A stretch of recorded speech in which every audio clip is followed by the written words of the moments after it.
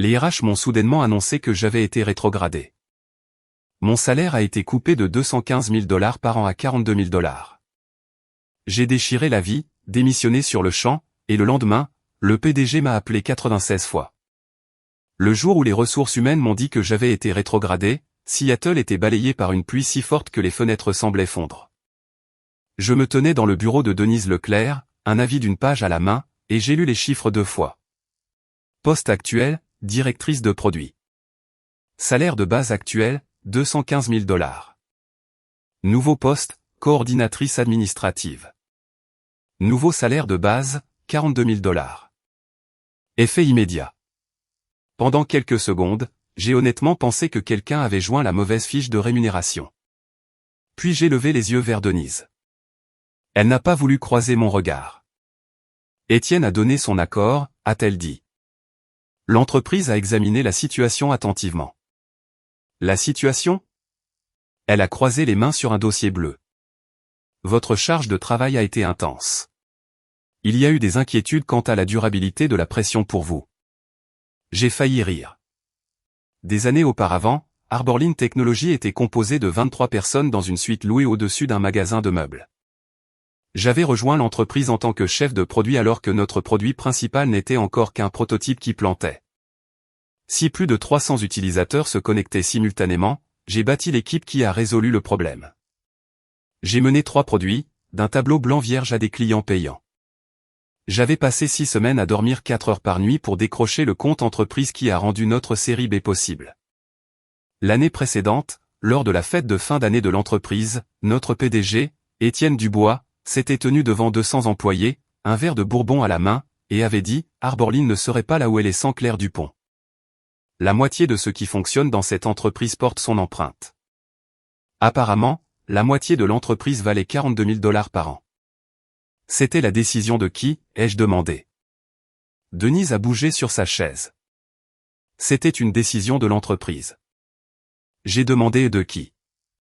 Son expression s'est durcie. Je connaissais cette expression. C'était celle que les gens utilisaient quand ils avaient déjà décidé que vous étiez le problème et attendaient que vous facilitiez leurs décisions. Claire, ne rends pas cela plus difficile que nécessaire. Tu peux accepter le reclassement, signer l'accusé de réception et te présenter aux services généraux demain matin. Si tu refuses le reclassement, l'entreprise considérera cela comme ta décision de démissionner. Voilà, ce n'était pas une rétrogradation, mais un piège à 2 étiquettes. J'ai regardé le papier à nouveau. Puis j'ai pensé à quelque chose de stupide. 8 mois plus tôt, Denise m'avait appelé en pleurant parce que l'estimation de son condo était basse et qu'elle manquait d'argent pour la clôture. Contre mon meilleur jugement, je lui avais prêté 7 500 $. Elle me devait encore tout. D'accord, ai-je dit. Ses épaules se sont relâchées de soulagement. Bien. Je sais que c'est difficile, mais une fois que les choses se calmeront. J'ai déchiré la vie en 2. Puis je l'ai déchiré à nouveau. J'ai posé les 4 morceaux sur son dossier bleu. Je démissionne. Denise s'est éloignée de son bureau. Claire, attends. Et les 7 500 $ que tu me dois. Je ramasserai mon sac vendredi prochain avec les intérêts convenus. Sa bouche s'est ouverte. Je ne suis pas resté assez longtemps pour entendre ce qui en est sorti. Le couloir des RH aux ascenseurs passait devant les opérations produits et les bureaux des dirigeants. Je l'avais parcouru des milliers de fois, généralement avec un ordinateur portable sous un bras et 3 personnes me posant des questions. Cet après-midi-là, les gens levaient les yeux avant que je ne les atteigne. Marc Durand, mon chef de produit principal, s'est avancé dans l'allée. Claire. J'ai continué à marcher. Sophie Fournier, à la réception, s'est à moitié levée de son bureau. Claire, l'assistante d'Étienne cherchait. J'ai levé une main. Pas aujourd'hui. La porte du bureau d'Étienne était fermée. Des voix portaient à travers le mur de verre, mais je ne me suis pas arrêté pour savoir qui était à l'intérieur. L'ascenseur est arrivé. Juste avant que les portes ne se ferment, l'assistante exécutive d'Étienne est arrivée en courant. Claire, attends. Les portes se sont rencontrées au milieu. J'ai regardé les numéros d'étage descendre. 21, 18, 15. Pendant 4 ans, j'avais pensé que ce bâtiment représentait tout ce que j'avais gagné. Maintenant, je ne pouvais pas en sortir assez vite. Dehors, la pluie s'était aggravée. Je n'avais pas de parapluie. Les prix des covoiturages avaient triplé et l'application indiquait qu'il y avait 79 personnes avant moi. Alors j'ai marché. En 2 pâtés de maison, mon manteau était trempé. L'eau coulait dans mon cou et dans mes chaussures. Je me suis arrêté sous la petite marquise d'un dépanneur et j'ai vérifié mon téléphone. 3 messages d'Étienne. Reviens à l'étage. Il faut qu'on parle. J'ai un appel du conseil d'administration dans 10 minutes. Ne fais rien d'autre tant qu'on n'a pas parlé. J'ai regardé le dernier message. Ne fais rien d'autre. C'était Étienne en 6 mots. Pendant 4 ans, ces messages avaient été les mêmes. Claire, j'ai besoin du document révisé ce soir. Claire, prends l'appel client. Claire, la feuille de route est fausse. Corrige-la. Claire, le service juridique bloque le lancement. Gère ça. Il avait toujours parlé comme si mon temps appartenait à l'entreprise parce que j'avais été assez stupide pour continuer à prouver que c'était le cas. Maintenant, soudainement, il voulait parler. J'ai remis mon téléphone dans mon sac et j'ai marché jusqu'à la station de métro léger. Quand je suis arrivé à mon appartement de Northgate, il était presque 19 heures. J'y avais vécu pendant 3 ans parce que c'était moins cher que le centre-ville et assez proche du train pour que je puisse survivre sans prendre ma voiture pour aller au travail. En 4 ans chez Arborline, j'avais passé plus de soirées tardives dans les salles de conférence que dans mon propre salon. J'ai enlevé mes vêtements mouillés et les ai mis dans la baignoire. Mon téléphone a vibré à nouveau. Cette fois, c'était Romain Bernard. Romain et moi étions ensemble depuis 2 ans, la plupart du temps à distance. Il était architecte logiciel à San Francisco. Nous nous étions connus au lycée, mais nous avions à peine parlé jusqu'à ce que nous nous rencontrions à nouveau lors d'un événement d'anciens élèves du collège des années plus tard. Il m'a envoyé une photo d'une journée de bénévolat de son entreprise. Devine lequel c'est moi. J'ai jeté le téléphone sur le lit et j'ai pris une douche. Quand je suis sorti, il y avait 17 notifications non lues. 5 venaient de Romain. Tu travailles toujours? Tu es vivante, Claire? Ok, maintenant je suis officiellement suspicieux. Le reste était des notifications de chat d'entreprise, des emails marketing et des coupons de livraison. Rien d'Étienne. Pour une raison quelconque, cela me dérangeait plus que les messages précédents. Je me suis assise sur le bord du lit et j'ai ouvert la photo de Romain.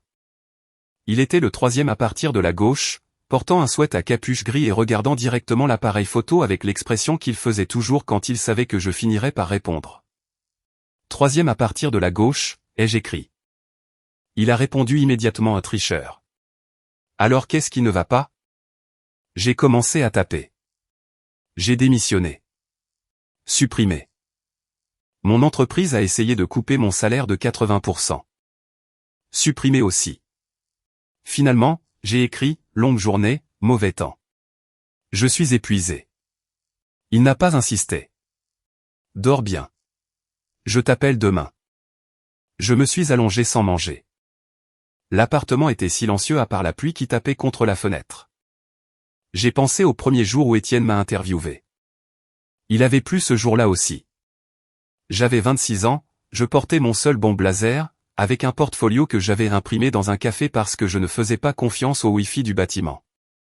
Il m'avait interviewé pendant 90 minutes. À la fin, il s'était penché en arrière et avait dit, « Tu as une sorte d'entêtement dont je peux me servir. » À l'époque, j'avais pensé que c'était le meilleur compliment que l'on m'ait jamais fait. Je me suis endormi en me demandant quand exactement l'entêtement était devenu quelque chose qu'il voulait voir disparaître du bâtiment. Le lendemain matin, je me suis réveillé avec 96 appels manqués. Je me suis levé si vite que j'ai failli laisser tomber le téléphone. 96. Chacun d'eux provenait du numéro privé d'Étienne Dubois. J'ai vérifié l'heure. 7h18. Aucune personne saine d'esprit n'appelait un autre être humain 96 fois avant le petit déjeuner. J'ai posé le téléphone face contre terre et je suis allé me brosser les dents. Il a commencé à vibrer sur le comptoir de la salle de bain. Numéro inconnu. Je l'ai ignoré. Un autre numéro inconnu. Ignoré. Un 3e. Puis un 4e. J'ai répondu avec ma brosse à dents à la main. Bonjour, Claire. La voix d'Étienne était tendue et en colère. Tu as enfin répondu. J'ai rincé ma bouche. Bonjour, Étienne. Où es-tu? Chez moi. Tu sais combien de fois je t'ai appelé? 96. Félicitations pour l'endurance. Silence. Je l'ai entendu respirer une fois lentement comme s'il comptait avant de parler. Viens au bureau. J'ai démissionné. Tu es parti. Tu n'as pas terminé de processus de départ. Je me suis appuyé contre l'évier. Intéressant. Hier, on m'a dit que si je refusais le reclassement, Arborline traiterait cela comme ma démission. J'ai refusé. Tu as eu exactement ce que tes papiers menaçaient. Ce n'est pas ce que je voulais dire. Mais c'est ce que tu as signé. Un autre silence. Étienne avait bâti une entreprise en étant plus rapide que quiconque dans la pièce. Il détestait les pauses parce que les pauses signifiaient qu'il perdait le contrôle de la conversation. Claire, a-t-il dit, plus calmement maintenant. Il y a des choses que tu ne sais pas. Je sais quel était mon salaire hier. Je sais ce que tu voulais qu'il soit aujourd'hui. Je sais où tu as mis mon bureau et où tu voulais mettre mon pupitre. C'est suffisant. Tu as fait plus pour Arborline que presque n'importe qui. Alors, tu m'as coupé à 42 000. Il n'avait pas de réponse à cela. J'ai raccroché. 10 minutes plus tard, la réception de Arborline a appelé. Sophie Fournier parlait si doucement que je pouvais à peine l'entendre. Claire, tu viens? Non. Étienne est en train de craquer. Il a dit à tout le monde de ne rien lui programmer tant que tu ne reviens pas. Ça ressemble à un problème d'Étienne. Tes affaires sont toujours là. Garde la tasse. Jette le reste. Elle a hésité. Claire, j'ai entendu dire que Maxime a fait pression pour ça. Cela m'a fait m'arrêter. Maxime Leroy, notre directeur de l'exploitation, avait rejoint Arborline 11 mois plus tôt, venant d'une plus grande entreprise soutenue par du capital risque. Il était raffiné, coûteux et en permanence convaincu que toute équipe qu'il ne contrôlait pas était inefficace. Depuis son premier mois, il avait essayé d'intégrer le produit aux opérations. Je l'avais arrêté à chaque fois, non pas parce que je me souciais des titres, mais parce que sa version de la stratégie produit était des demandes de vente avec des diapositives plus jolies. Maxime voulait que je parte, ai-je demandé. Je ne sais pas. Les gens disent qu'il a posé un ultimatum à Étienne. Avant que je ne puisse en demander plus, Sophie a chuchoté, je dois y aller et a déconnecté. Mon téléphone a vibré à nouveau. Étienne, j'ai laissé sonner. Puis un message est arrivé. Tu es en colère. Je comprends, mais se cacher à la maison ne résout rien. Un second message a suivi. Faut-il que je vienne là-bas? Je l'ai regardé un instant. Puis j'ai tapé, viens. J'ai mis mon téléphone en silencieux et j'ai marché jusqu'à un dîner à 2 pâtés de maison. Le propriétaire me connaissait assez bien pour savoir que j'achetais généralement du café et partais en 7 minutes. Vous êtes en retard au travail, a-t-il dit. J'ai démissionné. Il a hoché la tête comme si je lui avais donné les prévisions météorologiques. Puis il a glissé une tranche de bacon supplémentaire dans mon assiette, offerte par la maison. Cela m'a presque brisé. Pas la rétrogradation, pas les 96 appels. Le bacon gratuit. J'ai mangé lentement et je suis rentré à pied. Une Mercedes noire était garée en face de mon immeuble. Étienne se tenait à côté, dans un costume bleu marine, tenant une tasse de café en papier. Il avait l'air de ne pas avoir dormi. Quand il m'a vu, il a laissé tomber la tasse dans une poubelle et s'est redressé. As-tu mangé? Oui. Je n'ai pas. Ça a l'air réparable. Sa mâchoire s'est contractée. Pouvons-nous nous asseoir quelque part? Nous pouvons parler ici. Des gens passaient devant nous, portant des sacs de courses et des laisses de chien. Un bus a sifflé à l'arrêt au coin de la rue. Étienne a jeté un coup d'œil autour de lui. Claire, peux-tu me donner un peu de coopération? Je l'ai regardé. M'en as-tu donné hier? Cela a fait mouche. Il a baissé les yeux une seconde. Maxime a fait pression pour la restructuration. Et tu l'as signé? Oui. Alors pourquoi parlons-nous de Maxime? Parce que je vais arranger ça. Comment? Je vais le faire s'excuser. J'ai ri avant de pouvoir me retenir. Étienne a eu l'air offensé. Une excuse, ai-je dit, tu penses que j'ai été humilié de mon rôle de directrice, privé de plus de 170 000 $ de salaire annuel, et menacé d'être traité comme une démission volontaire, et l'ingrédient manquant est une excuse? Ce n'est pas ce que j'ai dit. C'est ce que tu as offert. Son visage s'est tendu. J'avais vu cette expression lors de tables de négociation. Habituellement, cela signifiait qu'un vendeur était sur le point de perdre. Pour la première fois, je n'étais pas de son côté de la table. J'ai travaillé chaque jour férié que tu m'as demandé de travailler. J'ai dit que j'étais allé 5 fois à New York en un mois pour boucler Northgate Retail parce que tu as dit que la série B en dépendait. J'ai bâti le dossier de lancement que tu as présenté aux investisseurs. J'ai formé les chefs de produits que tu t'attends maintenant à me remplacer. Je savais que tu savais quand tu en avais besoin. Il m'a regardé. J'ai senti ma gorge se serrer mais j'ai gardé ma voix stable. Quand tu avais besoin de moi, je ne t'ai jamais fait mendier le professionnalisme. Hier, j'avais besoin d'une seule chose de ta part. J'avais besoin que tu me traites comme une personne avant de détruire mon travail. Le feu de circulation a changé derrière lui. Les voitures ont avancé. Étienne n'a rien dit. Cette conversation aurait dû avoir lieu avant 15 heures hier, ai-je continué. Pas après mon départ. Pas après 96 appels. Avant. Il a fixé le trottoir mouillé. Finalement, il a dit, Denise te remboursera aujourd'hui. J'ai cligné des yeux. Quoi? Le prêt de 7500. Je lui ai dit de le payer aujourd'hui. C'est entre Denise et moi. Je sais. Alors arrête d'essayer de tout résoudre. Sa tête s'est levée. Pendant une seconde, quelque chose de brut a traversé son visage. Tu penses que j'essaie de te résoudre, toi? Je pense que tu essaies de te sentir mieux.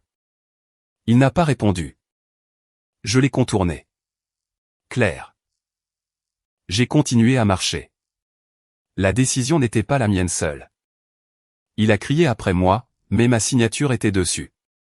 Je me suis arrêté. L'eau de pluie dégoulinait du bord de l'auvent du bâtiment entre nous.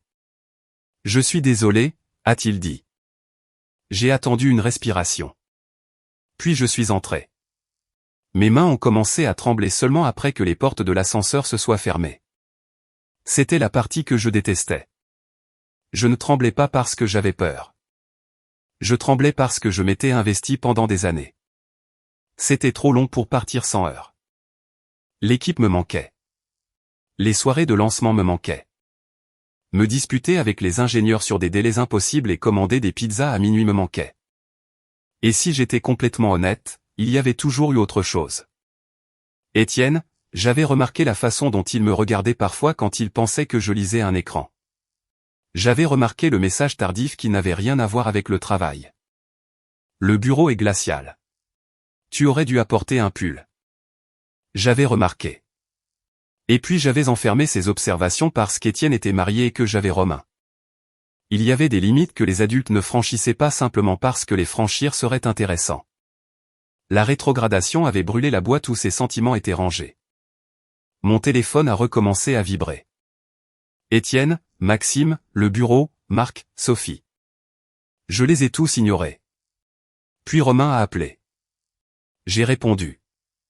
Claire, a-t-il dit, et tout le contrôle que j'avais conservé ce matin-là s'est fissuré sur les bords. Ton bureau m'a appelé. Quelqu'un a dit que tu avais démissionné. Qu'est-ce qui s'est passé? Je ne sais pas comment l'expliquer. Commence n'importe où. J'ai ouvert la bouche. Rien n'est sorti. Puis j'ai dit la seule chose à laquelle je pouvais penser. Peux-tu venir à Seattle?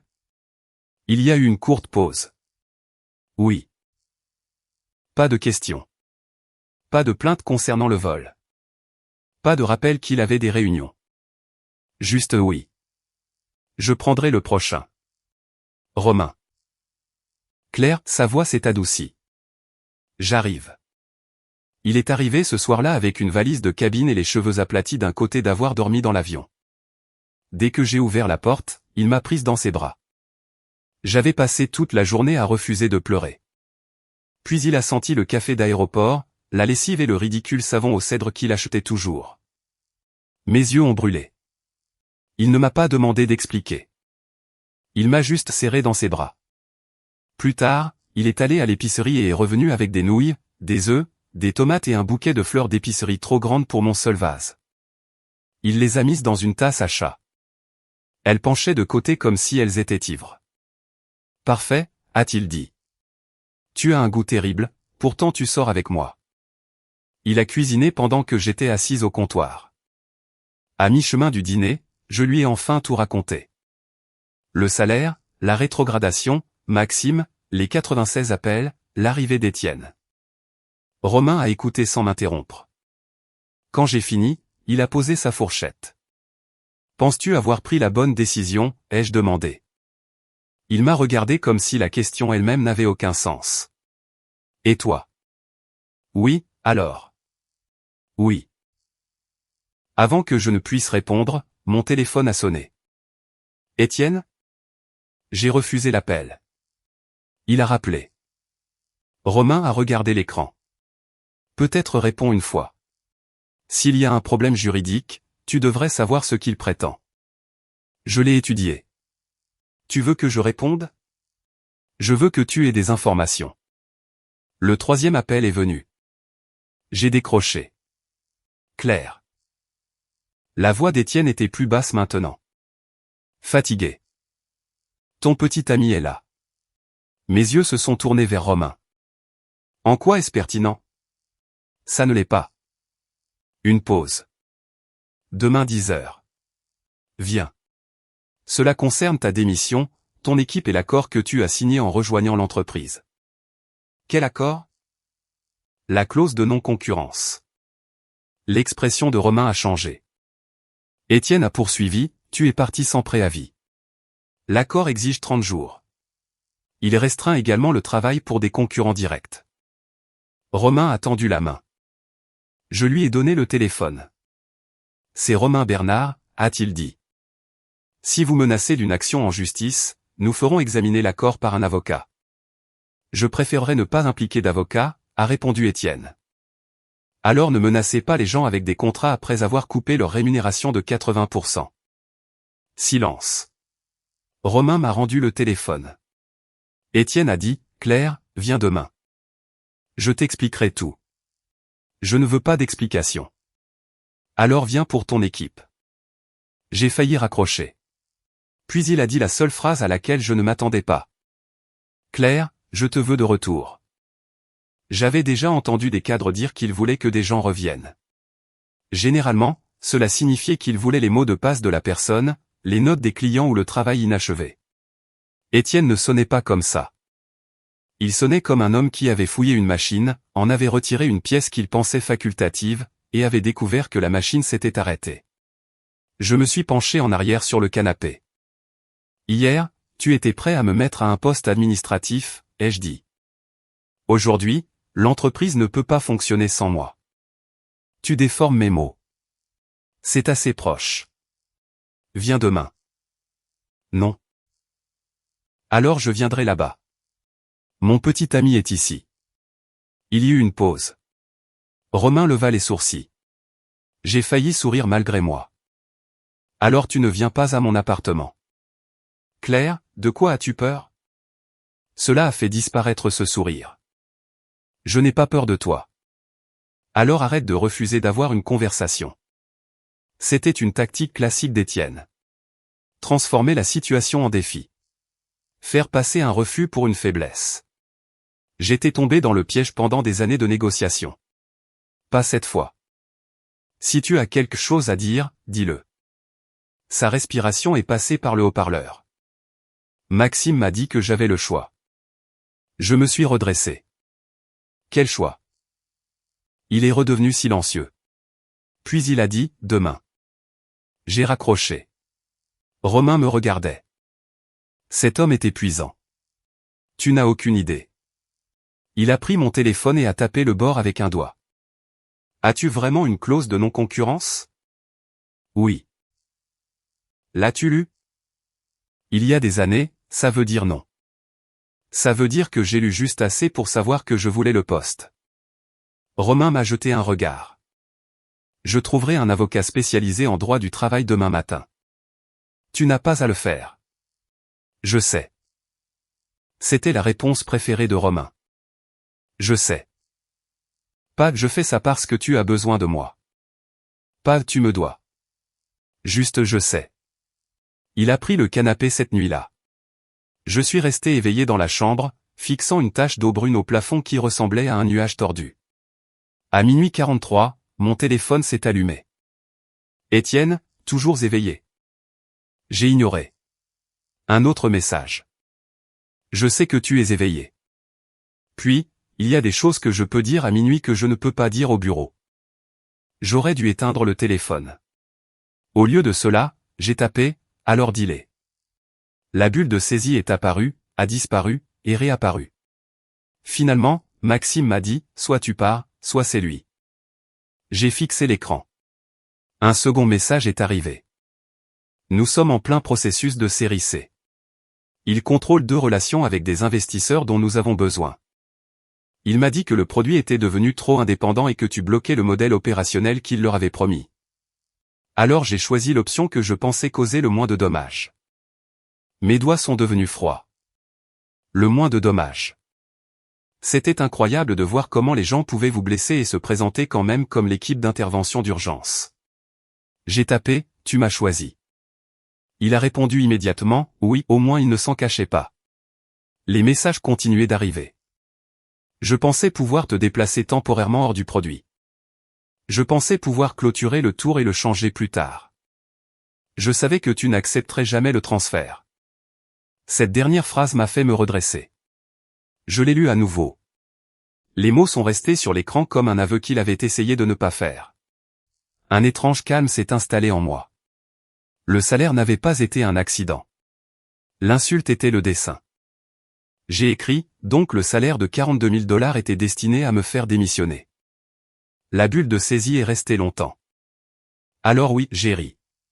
Non pas parce que quelque chose était drôle. Romain a bougé sur le canapé dans la pièce voisine. J'ai baissé la voix même si je ne parlais pas. Étienne a envoyé un autre message. Je pensais que si tu partais en colère, tu partirais proprement. Tu ne poserais pas de questions. Tu ne resterais pas piégé dans une lutte politique qui n'avait rien à voir avec ton travail. Je l'ai lu 2 fois. Puis j'ai tapé, ce n'était pas de la protection. C'était de la commodité. Il n'a pas répondu pendant presque 1 minute. Je sais. Non, j'ai pensé et tu sais maintenant il y avait une différence. J'ai posé le téléphone et j'ai fermé les yeux. Ça n'a pas aidé. Derrière mes paupières, j'ai vu 4 années de réunions se réorganiser. Chaque fois que Maxime remettait en question mon budget et qu'Étienne me disait, laisse tomber pour l'instant. Chaque fois qu'Étienne me demandait de faire passer les plans d'embauche par les opérations juste jusqu'à la fin de la collecte de fonds. Chaque fois que j'avais pensé qu'il maintenait la paix, il n'avait pas protégé mon équipe. Il avait gagné du temps avec des morceaux de celle-ci. À 1h17 du matin, un dernier message est arrivé. Donne-moi une réunion demain. Après ça, si tu veux toujours partir, je signerai n'importe quelle libération que ton avocat voudra. Je n'ai pas répondu. Le matin, Romain était déjà habillé et assis à la table de la cuisine avec du café, 2 sandwichs pour le petit déjeuner et un bloc-notes. Tu as dormi ? Ai-je demandé. Techniquement, cela ressemble à non. J'ai trouvé un avocat. Je me suis arrêté. Tu as fait quoi ? Une amie d'une amie. Droit du travail. Elle s'appelle Magali Lefebvre. Elle peut parler à 8h30. J'ai vérifié l'horloge. Il était 8h07. Tu as organisé un conseil juridique avant que je me brosse les dents. Tu étais occupé à dormir. Je l'ai fixé. Il a pris une bouchée de son sandwich. Personne n'est parfait. Magali a appelé à l'heure pile. Elle a écouté pendant que je décrivais la rétrogradation, le langage de la démission et la clause de non-concurrence. Puis elle m'a demandé de lui envoyer l'accord par email. 10 minutes plus tard, elle a rappelé. Cette clause est agressive, a-t-elle dit. Washington autorise certaines clauses de non-concurrence sous des conditions spécifiques, mais il y a des seuils de revenus, des exigences de préavis, des limites de durée et d'autres problèmes. Si tu déménages en Californie, la Californie a des restrictions encore plus strictes contre les clauses de non-concurrence des employés. Les questions de choix de loi peuvent devenir compliquées, donc je ne te donne pas une phrase magique. Je te dis de ne pas paniquer. J'ai expiré. Que dois-je faire aujourd'hui? Ne signe rien sans me l'envoyer. Ne prends pas de fichier d'entreprise. Ne te transfère pas de documents internes. Si tu vas au bureau, garde la conversation factuelle. Et s'ils te menacent, demande-leur de mettre la menace par écrit. Romain a pointé le téléphone et a murmuré, « Je l'aime bien ». J'ai failli rire. Après l'appel, j'ai mangé la moitié d'un sandwich. J'y vais, ai-je dit. L'expression de Romain n'a pas changé, mais il a arrêté de mâcher. À cause de la clause de non-concurrence, en partie, et le reste. J'ai regardé le café. Je veux qu'il me le dise en face. Romain est resté silencieux pendant plusieurs secondes, puis il a hoché la tête. Je viendrai avec toi. Tu n'as pas à le faire. Je sais. Nous avons pris un covoiturage jusqu'au centre-ville. Romain a attendu dans le café de l'autre côté de la rue du bâtiment de Arborline. Je serai ici, a-t-il dit. Si tu as besoin de moi, envoie-moi un mot. Quel mot? Ananas. Pourquoi ananas? Parce que personne n'envoie accidentellement ananas par SMS lors d'un conflit d'entreprise. Cela m'a fait rire pour de bon. D'accord. Le hall sentait exactement la même chose que 2 jours plus tôt. Café, manteau mouillé. Le diffuseur de cèdre coûteux que les installations avaient installé parce que Maxime avait dit que notre ancien hall ne communiquait pas l'ampleur. J'ai utilisé mon badge. Il fonctionnait toujours. Cela m'a irrité. Quand les portes de l'ascenseur se sont ouvertes au 21e étage, Sophie Fournier a levé les yeux de la réception. Tout son visage a changé. Claire. La moitié de l'équipe produit s'est levée avant que je ne les atteigne. Marc Durand a été le premier. Dis-moi que tu es de retour. Non. Ses épaules se sont affaissées. J'ai détesté ça. Tu iras bien, lui ai-je dit. C'est ce que les gens disent quand ils te laissent dans un désastre. Alors considère ça comme un développement du leadership. Quelques personnes ont ri, mais cela s'est rapidement éteint. Marc s'est approché. Maxime a été en réunion toute la matinée. Il veut que le produit lui rende compte directement d'ici vendredi. Alors fais-le expliquer chaque décision par écrit. Les yeux de Marc se sont plissés. Ça ressemble à un conseil de quelqu'un qui compte être poursuivi en justice. Bien. Tu apprends. J'ai touché son épaule une fois et j'ai marché vers le bureau d'Étienne. Avant de frapper, j'ai entendu Maxime à l'intérieur. Si elle revient, nous aurons l'air faibles. Étienne a répondu, tu nous as déjà fait paraître faibles. Tu as accepté. Je sais ce que j'ai accepté. Alors assume. J'ai frappé. La porte s'est ouverte immédiatement. Maxime se tenait là dans un costume anthracite, un stylo à la main. Il a souri. Pas chaleureusement. Claire, heureuse que tu aies décidé d'être raisonnable. Je l'ai dépassé. Étienne était derrière son bureau. Il avait l'air pire qu'il ne l'avait été devant mon appartement. Son col de chemise était ouvert. Il y avait une tasse de café intacte à côté d'une pile de papier. L'un d'eux portait mon nom en haut. Accord de séparation. Je me suis assise. Je suis là pour 3 choses, ai-je dit. Mes conditions de séparation, la clause de non-concurrence et la vérité. Maxime s'est assis sur le canapé. Étienne l'a regardé. Maxime, laisse-nous. Non. La joie d'Étienne s'est serrée. Cela implique la restructuration que j'ai proposée. Je reste. J'ai regardé d'un homme à l'autre. Bien. Ça fait gagner du temps. Maxime s'est penché en avant. Je vais faire simple. Arborline entre dans une phase plus disciplinée sur le plan opérationnel. Votre organisation produit a été construite pour une phase antérieure. Elle était trop indépendante, trop coûteuse et trop attachée à vous personnellement. Attachée à moi personnellement? Vous avez embauché la plupart d'entre eux. J'ai embauché des personnes qualifiées.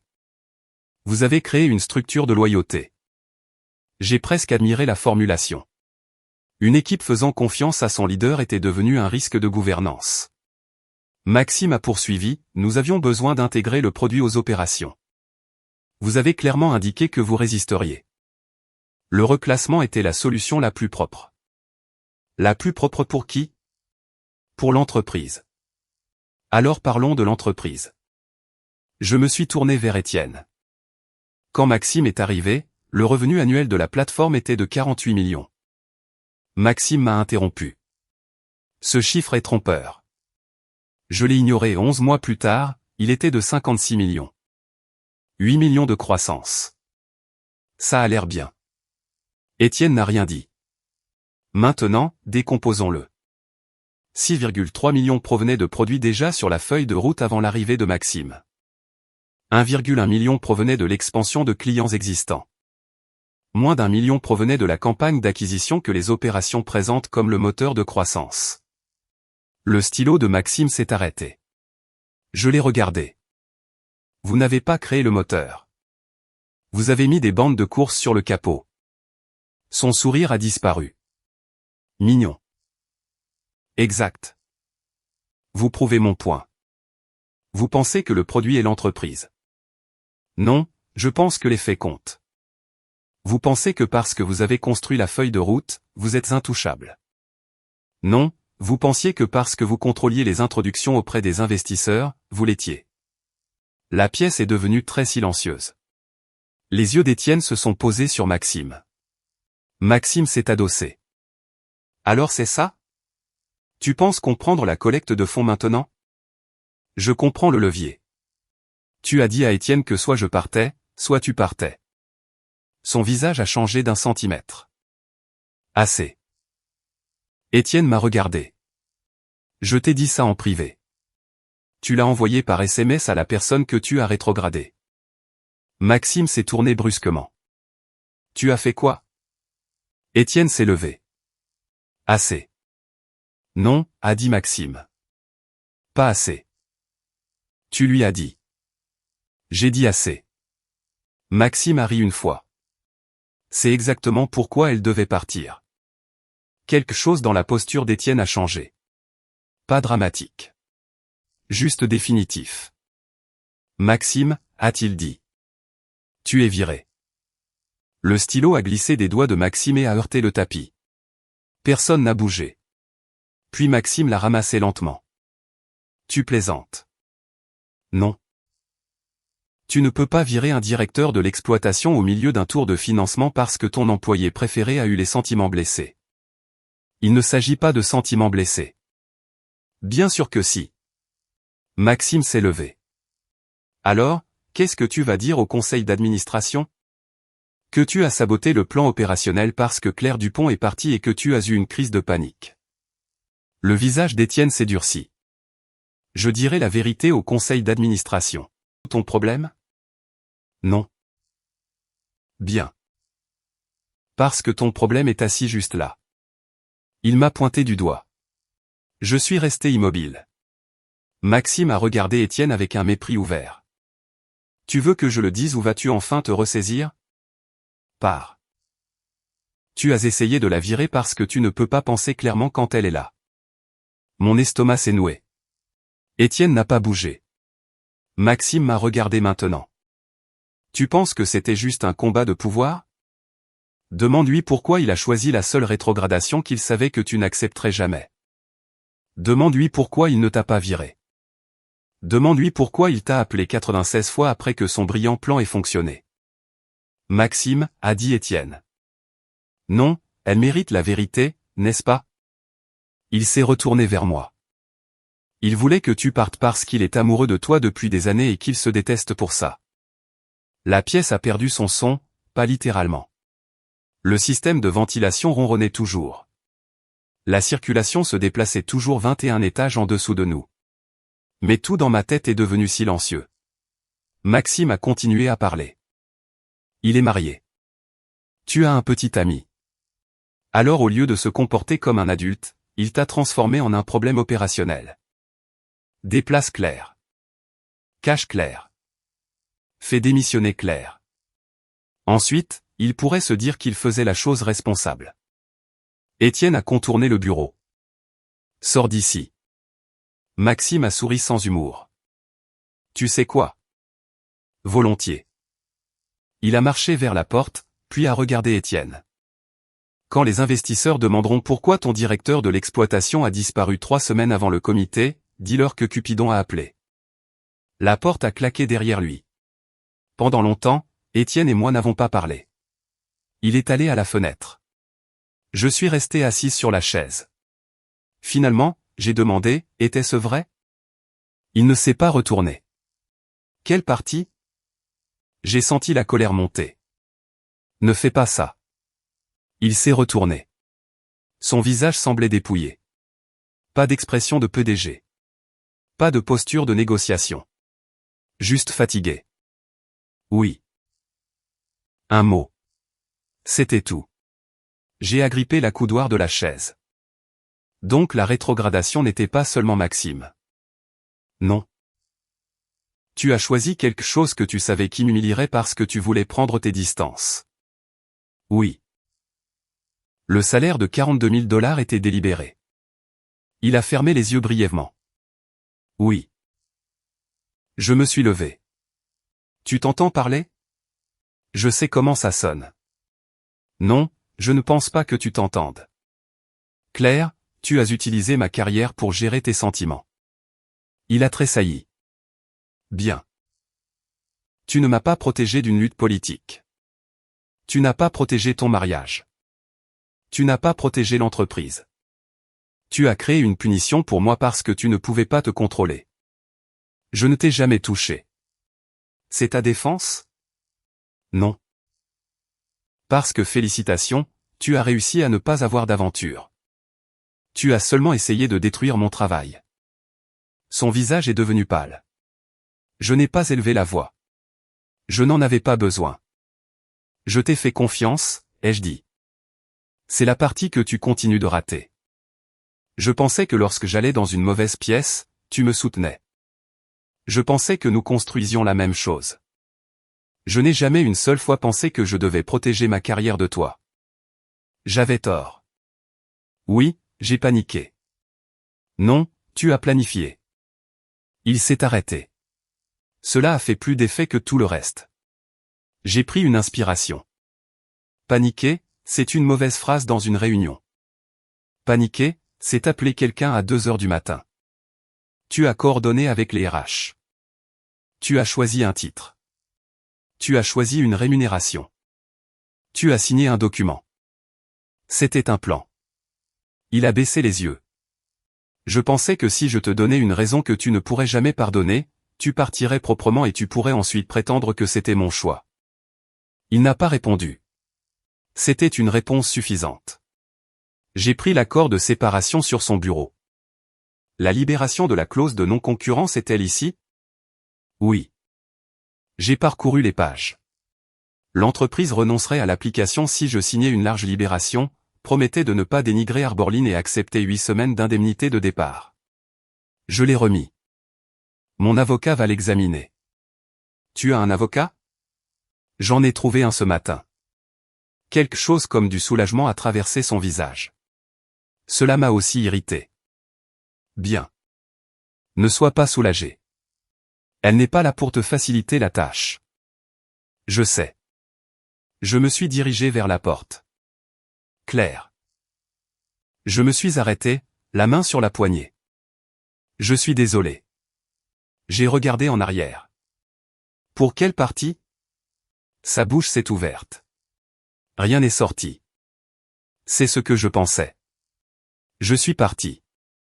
L'équipe produit a fait semblant de ne pas me regarder traverser le plancher. À l'ascenseur, mon téléphone a vibré. Un message d'Étienne. Je l'ai regardé malgré moi. Si je te disais que je t'aimais, est-ce que ça changerait quelque chose? L'ascenseur est arrivé. Je ne suis pas monté. Un autre message. Je l'ai depuis ta première année ici. Alors je n'ai jamais eu l'intention de te demander quoi que ce soit. Je pensais que la distance arrangerait les choses. Et ça n'a pas marché. J'ai fixé l'écran jusqu'à ce que les mots soient flous. J'ai tapé lentement.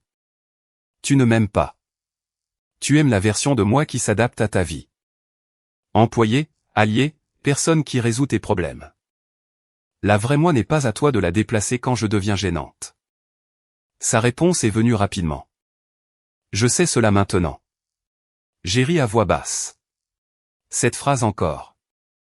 Maintenant, toujours maintenant. Jamais avant le dommage. Les portes de l'ascenseur se sont rouvertes. Une main est passée devant moi et a doucement baissé mon téléphone. Romain. Je l'ai regardé. Depuis combien de temps es-tu là? Assez longtemps. Tu étais censé être de l'autre côté de la rue. J'y étais pendant 1 heure. Il a vu mon visage et son expression s'est adoucie. Anana aurait été plus rapide. J'ai essuyé sous un œil. J'ai oublié le code. J'ai compris. Il n'a pas demandé à lire les messages. Il n'a pas exigé de savoir ce qu'Étienne avait dit. Il a simplement appuyé sur le bouton de l'ascenseur. Viens. Où? San Francisco. J'ai cligné des yeux. Tu as dit que tu voulais une autre ville. J'ai une clause de non-concurrence. J'ai parlé à Magali à nouveau pendant que j'étais en bas. Elle a dit que si tu prenais un emploi en Californie et que tu faisais ça soigneusement, Arborline aurait un chemin beaucoup plus difficile que ce qu'Étienne te faisait croire. Elle veut t'examiner toute offre avant que tu ne signes. Tu as parlé à mon avocate 2 fois. Elle est très efficace.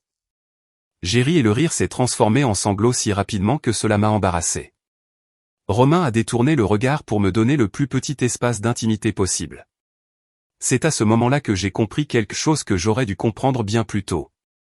Étienne rendait toujours les sentiments plus grands. Romain les rendait plus sûrs. Je suis monté dans l'ascenseur. Réserve les vols. Il a souri.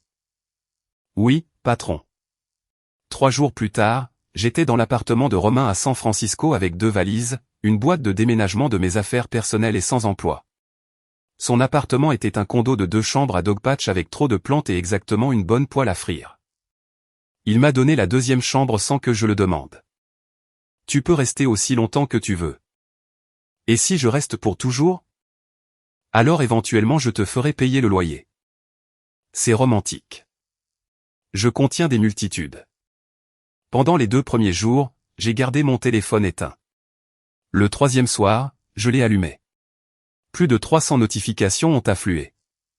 La plupart provenaient de collègues de Arborline. Marc avait créé un chat de groupe appelé Jour 300 Clair. Sophie avait envoyé 11 messages. Denise avait envoyé la preuve qu'elle avait remboursé les $7,500 plus les intérêts. Maxime n'avait rien envoyé. Étienne avait envoyé 3 messages. Je pensais ce que je disais. Je ne contesterai pas ton départ si c'est ce que tu veux. J'espère que San Francisco te réussira. Je les ai supprimés. Puis j'ai ouvert les messages de Marc. Le dernier était différent. Claire, j'ai trouvé quelque chose dans le bureau de Maxime. Il y avait une photo jointe. C'était une copie de mon dossier personnel. En haut, de l'écriture de Maxime, il y avait 2 mots. Surveiller de près. En dessous, en plus petit, suivre toutes les communications externes. Identifier les relations clients. Prévenir les fuites de ressources.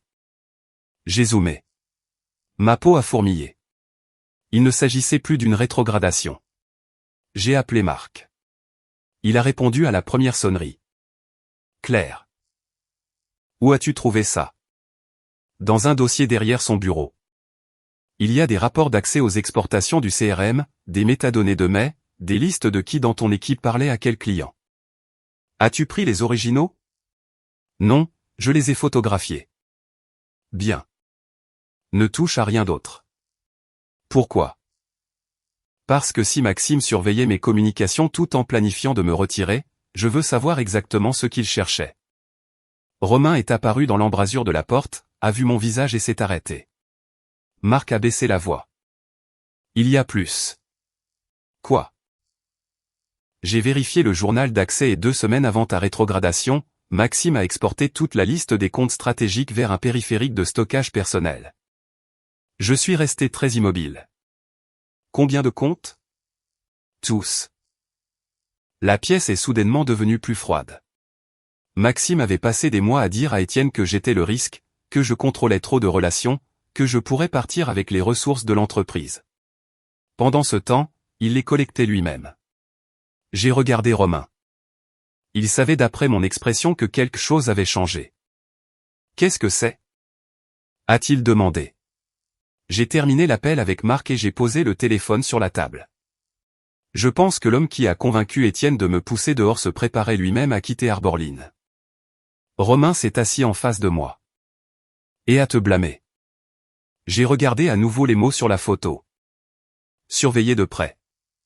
L'humiliation que j'avais ressentie dans le bureau de Denise Leclerc s'est transformée en quelque chose de plus propre. Plus aiguisé. Pour la première fois depuis que j'avais déchiré la vie, je ne pensais pas à ce que Arborline m'avait pris. Je pensais à ce que je pouvais prouver. Appelle Magali, ai-je dit. Magali Lefebvre a rappelé 22 minutes plus tard. Romain et moi l'avons mise en haut-parleur. Recommence, a-t-elle dit. Je l'ai fait. Je lui ai parlé de la note manuscrite de Maxime, des exportations du CRM, des journaux d'accès. Du fait qu'il avait passé des mois à soutenir que je contrôlais trop de relations clients tout en copiant apparemment les mêmes données clients sur un appareil personnel. Quand j'ai fini, Magali est restée silencieuse. Puis elle a dit, d'abord, dis à Marc de ne pas t'envoyer de fichiers d'entreprise. Il n'a envoyé que des photographies. Dis-lui de ne rien envoyer d'autre. Tu ne veux pas devenir la personne que Arborline accuse de recevoir du matériel confidentiel. Compris? Deuxièmement, conserve ce que tu as déjà reçu exactement tel quel. Ne modifie pas les images. Ne les recadre pas. Ne les transfère pas à des amis. Envoie-les uniquement à moi. Romain a hoché la tête comme si elle pouvait le voir. Troisièmement, a poursuivi Magali, cela change le contexte. Cela ne prouve pas automatiquement que Maxime a volé quoi que ce soit. Il peut y avoir une explication légitime pour une exportation en fonction de son travail, mais le timing est important. La note est importante. La façon dont il a présenté Claire comme un risque de fuite de ressources est importante. Qu'est-ce qu'on peut en faire? Ai-je demandé. Pour l'instant, rien de dramatique. Les preuves sont plus utiles avant que les gens ne réalisent que vous les avez. J'ai souri malgré moi. Je t'aime vraiment bien. J'entends souvent ça juste avant que les clients n'ignorent mes conseils. Romain m'a pointé du doigt. Elle ne le fera pas. Je pourrais. Claire. D'accord. Magali a poursuivi. Envoie-moi l'accord de séparation. Je répondrai à Arborline directement. À partir de maintenant, pas de conversation privée avec Étienne concernant ton emploi. S'il te contacte personnellement, tu peux décider quoi faire, mais ne discute pas de documents, de clients, de plans produits ou de l'enquête. Il n'y a pas d'enquête. Il pourrait y en avoir après que j'ai envoyé ma lettre. C'était le premier moment où j'ai senti le sol bouger sous mes pieds. Non pas parce que j'avais soudainement du pouvoir, mais parce que j'avais enfin une structure. Pendant des jours, Étienne et Maxime avaient contrôlé le rythme.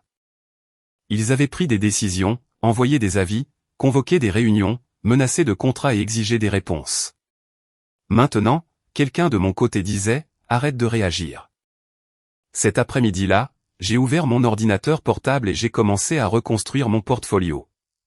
J'ai supprimé tout ce qui appartenait à Arborline, capture d'écran interne, prévision, feuille de route, nom de fonctionnalité non publié, note de client. Ce qui restait, c'était des lancements publics, des résultats anonymisés et des descriptions de problèmes que j'avais résolus sans exposer de détails confidentiels. C'était comme me découper de vieilles photographies. En soirée, le portfolio semblait plus mince, mais plus propre. Romain est rentré à la maison avec des plats à emporter et m'a trouvé en train de fixer une diapositive intitulée « Refonte de la rétention de la plateforme ». Tu as été là-dessus pendant 6 heures. J'avais trop de matériel confidentiel de Arborline. Pas intentionnellement. Juste le genre de choses que tu accumules quand toute ta vie d'adulte se déroule dans une seule entreprise. Il a posé un sac en papier à côté de moi. Alors construis un portfolio sur les décisions, pas sur les documents. J'ai levé les yeux. C'était incroyablement bon. Je suis architecte logiciel. Occasionnellement, je produis une phrase utile. Nous avons mangé taille dans des contenants en carton.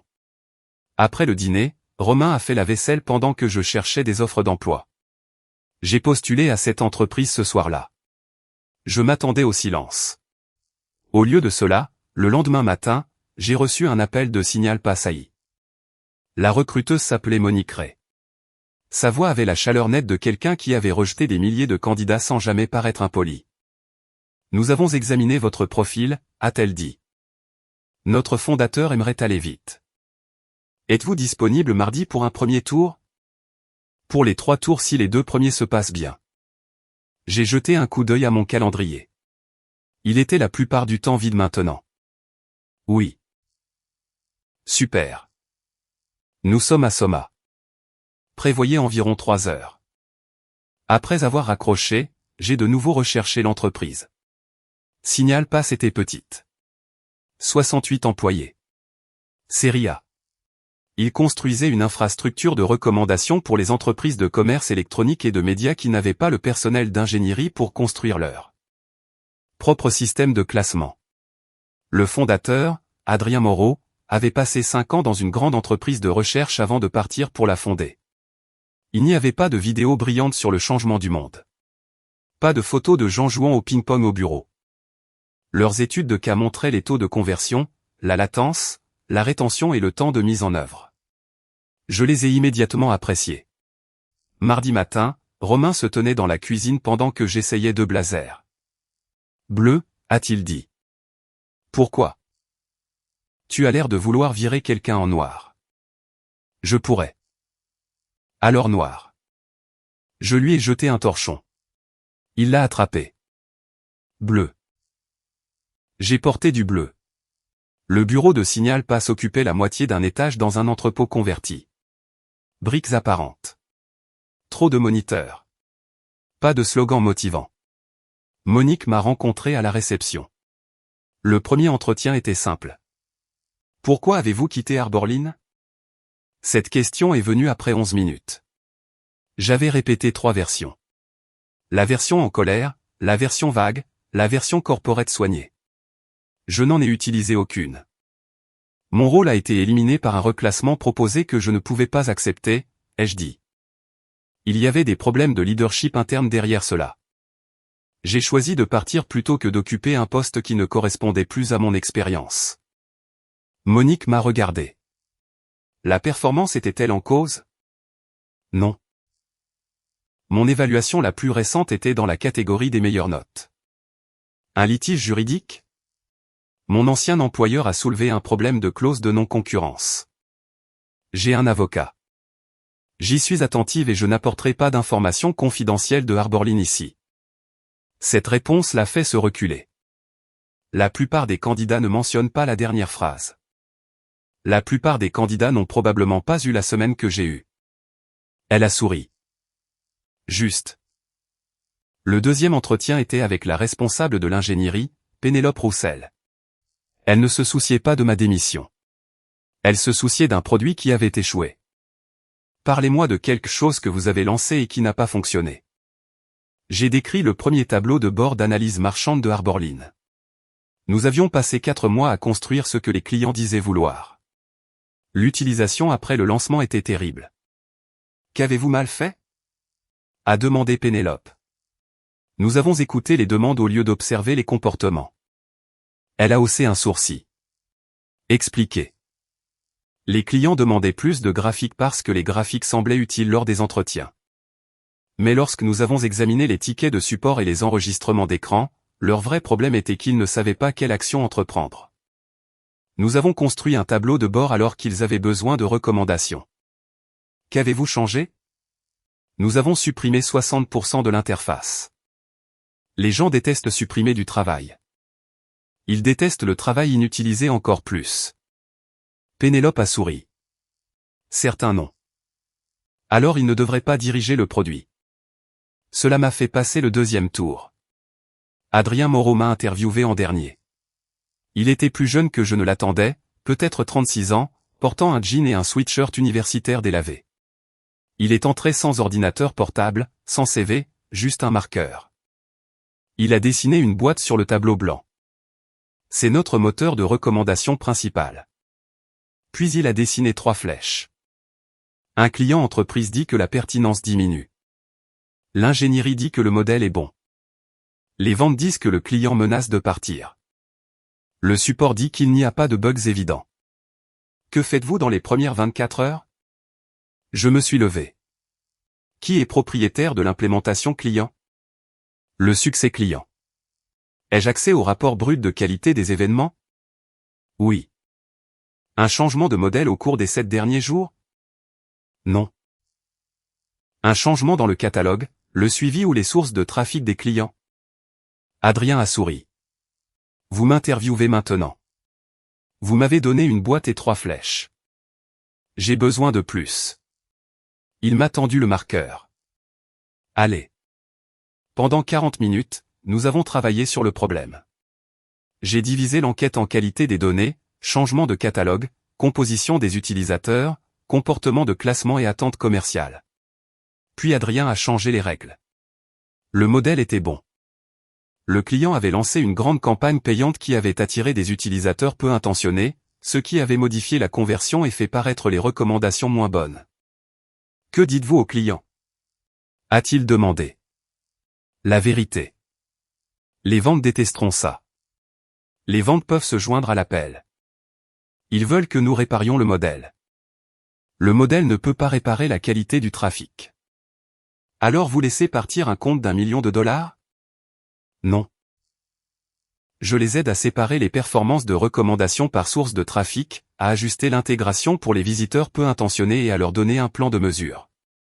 Mais je ne dis pas à l'ingénierie de fabriquer un faux problème de modèle pour protéger une relation commerciale. Adrien s'est penché sur la table. Pourquoi pas? Parce que si vous entraînez une organisation à mentir sur les causes, chaque problème devient politique. Les mots sont sortis avant que je ne réalise pourquoi ils étaient si importants pour moi. Adrien m'a étudié. Quelque chose s'est passé dans votre dernière entreprise. Oui. Vous voulez me le dire? Non. Il a souri. Bonne réponse. L'entretien s'est terminé à 14h40. À 16h12, Monique a appelé. Nous aimerions vous offrir le poste de responsable produit. J'ai cru avoir mal entendu. Responsable produit. Le salaire de base est de 235 000 $. Prime cible de 20%. Les détails de l'octroi d'actions sont dans l'offre écrite. Je me suis assise sur un banc devant une épicerie. Le trafic passait devant moi. Un homme passait en tenant 3 baguettes sous un bras. Le monde semblait offensivement normal. Claire, je suis là. Nous savons que c'est rapide. C'est le cas. Adrien a tendance à bouger rapidement quand il est convaincu. Cela me semblait assez familier pour me rendre nerveuse. J'ai besoin que mon avocat examine l'offre et le langage des conflits, bien sûr. Et je veux que la description de poste indique clairement que je construis une stratégie produit indépendante. Je ne suis pas embauché pour les comptes Arborline. Monique a marqué une pause. Je peux l'ajouter. Merci. Quand j'ai raccroché, j'ai appelé Romain. Il a répondu, tu les as détruits. Je pense qu'ils m'ont offert un poste. Tu penses? Responsable produit. 235. Il y eut un silence, puis un grand fracas. Qu'est-ce que c'était?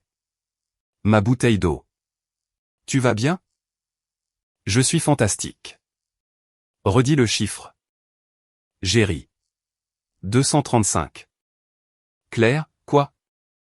Tu réalises que c'est 20 000 de plus que le poste d'où tu viens d'être évincé? Oui. Dis-moi que tu apprécies ça. J'essaie de me comporter comme une adulte. Terrible idée. Il m'a rejointe après le travail dans un restaurant de quartier et a commandé un dessert avant le dîner car, selon lui, la récupération post-entreprise nécessite du sucre. Je l'ai laissé célébrer pour nous deux. J'étais heureuse. J'étais aussi terrifiée. Une offre d'emploi n'effaçait pas ce qui s'était passé. Elle n'effaçait pas les années. Elle n'effaçait pas la possibilité que Arborline essaie de m'arrêter. Magali a examiné l'offre le lendemain matin. Bon langage, a-t-elle dit. Le conseil de Signal passe à clairement anticiper le conflit. Je peux signer? Je suis à l'aise avec les conditions d'emploi. Je vais quand même envoyer une lettre à Arborline avant ta date de début. Quel genre de lettre? Le genre que les avocats écrivent quand ils veulent que tout le monde s'intéresse beaucoup à la conservation des documents. Romain, écoutant depuis la cuisine, a murmuré « Je l'aime vraiment bien ». La lettre de Magali a été envoyée cet après-midi-là. Elle contestait la caractérisation de ma démission par Arborline, rejetait la menace générale de non-concurrence, exigeait la conservation des dossiers liés à ma rétrogradation et aux données d'entreprise de Maxime. Et demandait une confirmation écrite que Arborline n'interférerait pas avec mon emploi. Étienne ne m'a pas appelé pendant 2 jours. Rien ne s'est passé. Vendredi matin, un coursier a frappé à la porte de Romain. Il m'a remis une épaisse enveloppe. Arborline Technologies Incorporated, conseiller externe. Je l'ai ouverte à la table de la cuisine. La lettre m'accusait d'avoir violé mes obligations de confidentialité et de non-concurrence en acceptant un emploi dans une entreprise qui chevauchait substantiellement le marché de Arborline. Elle exigeait que je retarde ma date de début chez Signal Pass. Elle exigeait le retour de tout matériel Arborline. Elle exigeait une certification écrite que je n'avais pas partagée de secrets commerciaux. En bas, elle se réservait le droit de demander une injonction. Romain a lu par-dessus mon épaule. Ils te poursuivent. Pas encore. Mon téléphone a sonné. Magali, je viens de le recevoir. J'ai dit, moi aussi. Dois-je paniquer? Non. Bien. Tu devrais être agacé. Je peux être agacé. La position de Arborline est faible sur plusieurs fronts, mais ne sous-estime pas la capacité d'une entreprise à dépenser de l'argent pour une position faible. Nous répondrons calmement une fois. Et si Signal Pass retire l'offre? J'ai déjà parlé à leur avocat. Je me suis redressé. Tu as fait quoi? Ils m'ont appelé avec ta permission écrite d'hier, tu te souviens? J'avais oublié. Qu'ont-ils dit? Ils ont demandé s'il y avait une injonction réelle.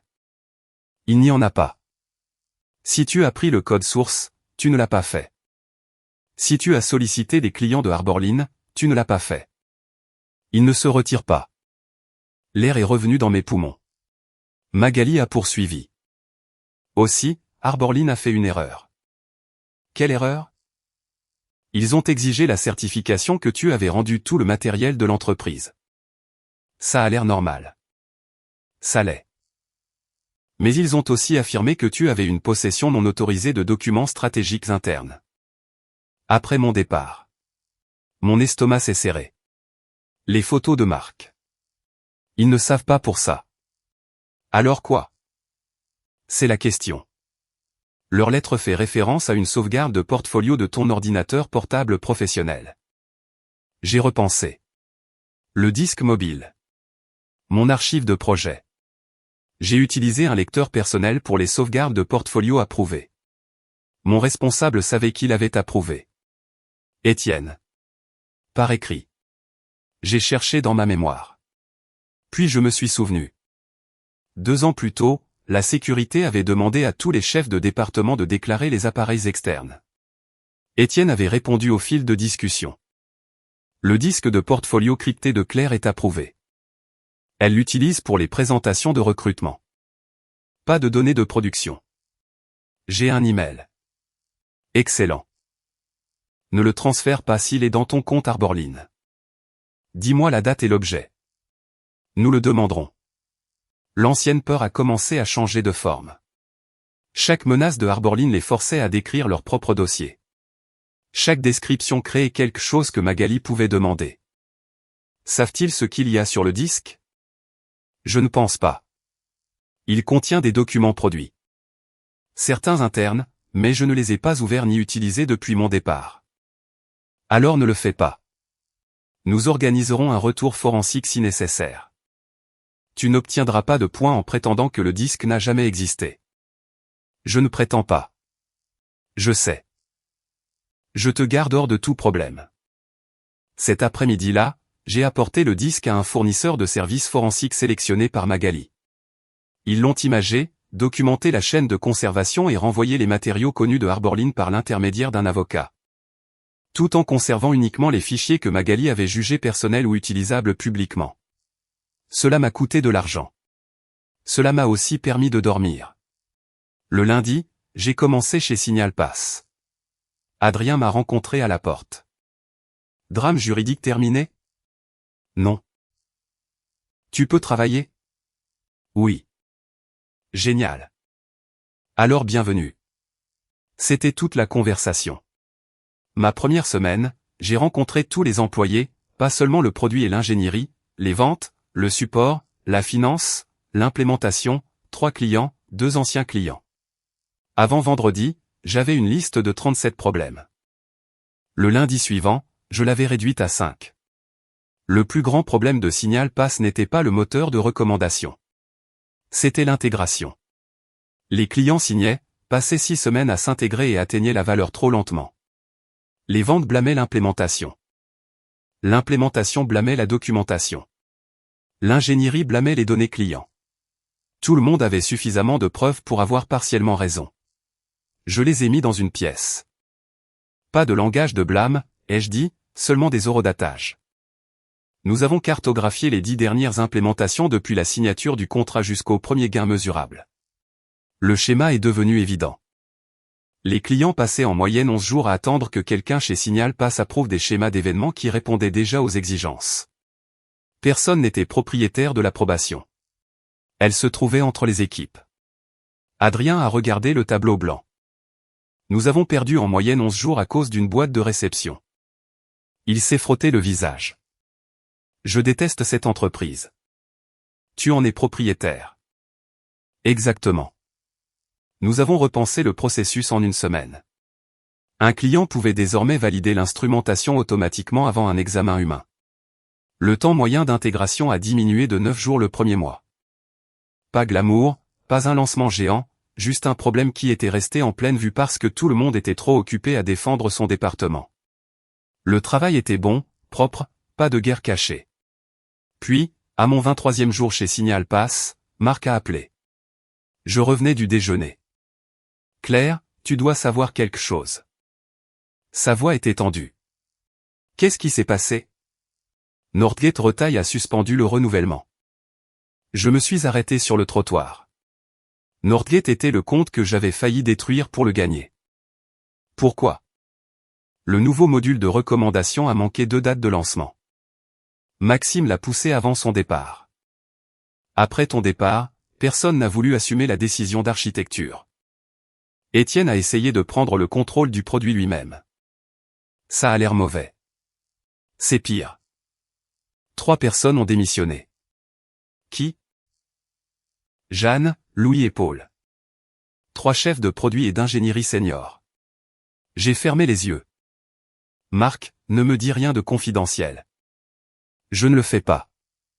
La moitié de l'entreprise le sait. Malgré tout, il a expiré. Bien. Voici la version publique. Les choses vont mal. Tu vas bien pour l'instant? Pour l'instant. Le conseil d'administration a engagé une firme externe. Ma main s'est serrée autour du téléphone pour enquêter sur Maxime et la rétrogradation. Je n'ai rien dit. Marc a poursuivi. Quelqu'un a trouvé l'exportation du CRM lors de l'audit de sécurité. L'appareil personnel de Maxime n'a jamais été autorisé. Le voilà. Le bord net du fait, pas de la rumeur, pas d'une note manuscrite, une constatation de sécurité. Ils demandent qui savait quoi, a dit Marc. Ils veulent m'interviewer. Sophie aussi. Dis la vérité. Je le ferai. Et prends ton propre avocat s'il commence à te poser des questions sur ta responsabilité personnelle. Claire, qu'as-tu fait? Rien. Allez. Mon avocat a envoyé une lettre de conservation. Marc a sifflé doucement. D'accord, ne célèbre pas. Cette entreprise te paie toujours. À peine. Marc, je sais. Ce soir-là, Magali a appelé. Le conseiller externe du conseil d'administration m'a contacté. Pourquoi? Ils veulent t'interviewer dans le cadre d'une enquête interne. Non, c'était rapide. Je ne vais pas retourner dans une pièce pour que Arborline me transforme en preuve pour son propre nettoyage. Raisonnable. Dis-leur non, je peux. J'ai regardé par la fenêtre de la salle de conférence de Signal Pass le pont de la baie qui devenait orange au soleil couchant. Puis j'ai pensé à la note de Maxime. Surveiller de près. J'ai pensé à Denise Leclerc me disant que l'entreprise essayait de protéger ma santé. J'ai pensé à Étienne admettant qu'il avait conçu une rétrogradation si insultante que je me retirerais. Et j'ai pensé à Marc, Sophie et tout le monde encore chez Arborline. Que se passe-t-il si je parle? Magali n'a pas répondu immédiatement. Ils peuvent apprendre des faits qui les aideront à corriger les fautes internes. Ils peuvent aussi apprendre des faits qui exposent Arborline à des réclamations.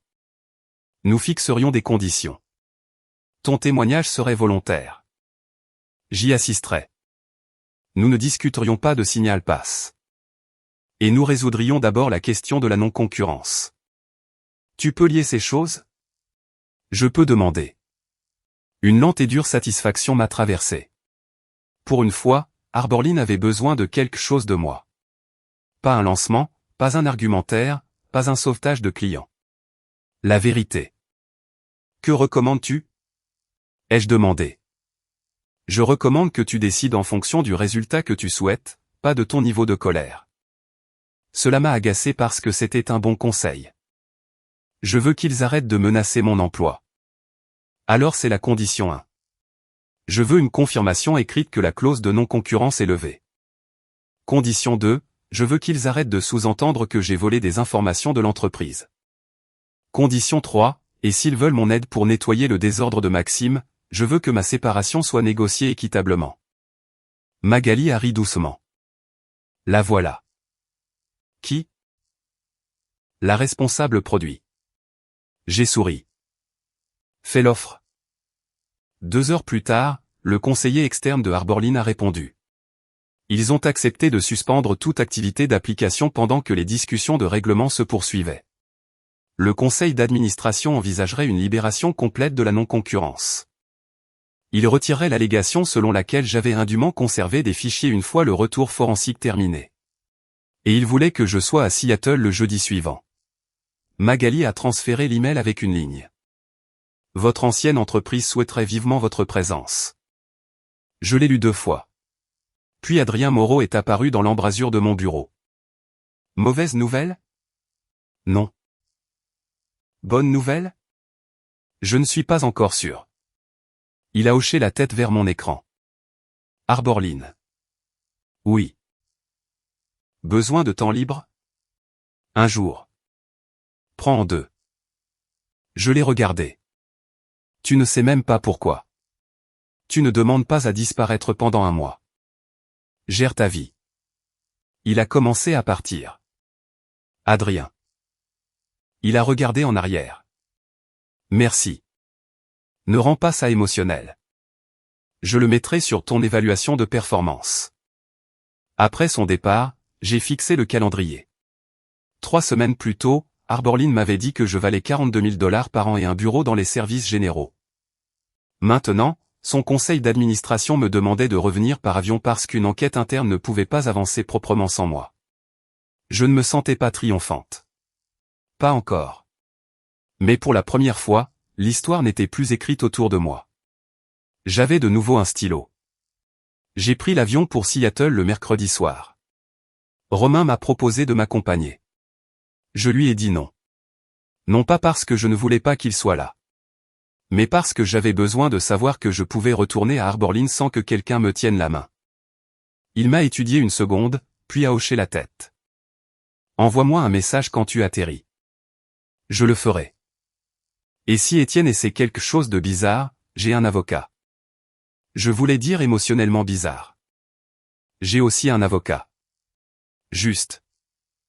L'avion a atterri un peu après 21 heures. Il pleuvait à Seattle. Bien sûr.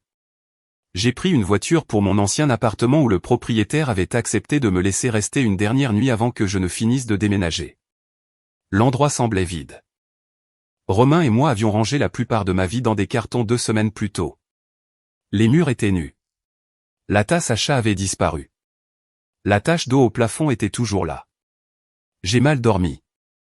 À 8 heures le lendemain matin, Magali Lefebvre m'a rencontré dans le hall d'un hôtel à 3 pâtés de maison de Arborline.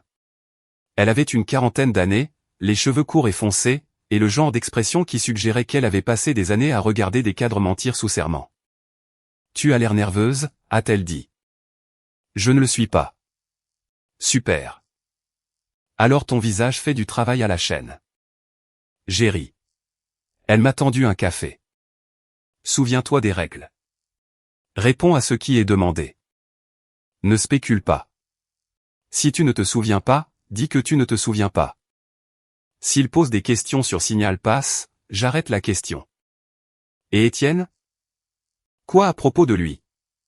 S'il est dans la pièce, ce qui sera probablement le cas. J'ai fixé le couvercle du café. Magali s'est penchée.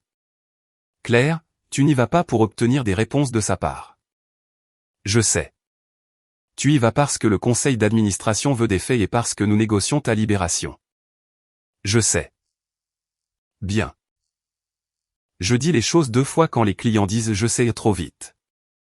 Maintenant je comprenais pourquoi Romain l'aimait bien. Le conseil d'administration de Arborline avait déplacé l'entretien hors site, dans une salle de conférence d'un cabinet d'avocats. C'était important. Pas d'avantage à domicile. Pas de passage devant mon ancien bureau. Pas de mur de verre derrière Étienne avec la skyline de Seattle encadrée autour de lui comme un portrait d'entreprise. Juste une longue table en noyer. Une boîte de mouchoirs que personne n'a touchée. Des bouteilles d'eau, des ordinateurs portables et des gens qui facturaient à l'heure. 2 membres du conseil d'administration étaient présents. Ainsi que le conseiller externe. Étienne était assis à l'extrémité. Il avait l'air plus mince. Quand je suis entré, il a commencé à se lever. Puis il a semblé y repenser. Claire. Étienne. C'était tout. L'enquêtrice principale, une femme nommée Patricia Garnier, a expliqué le processus. Ils examinaient la gestion des données clients par Maxime Leroy, la proposition de restructuration, ma rétrogradation et les décisions exécutives connexes. Mademoiselle Dupont, a-t-elle dit, nous comprenons que votre participation est volontaire. Oui. Et votre participation est soumise aux conditions négociées par votre conseil.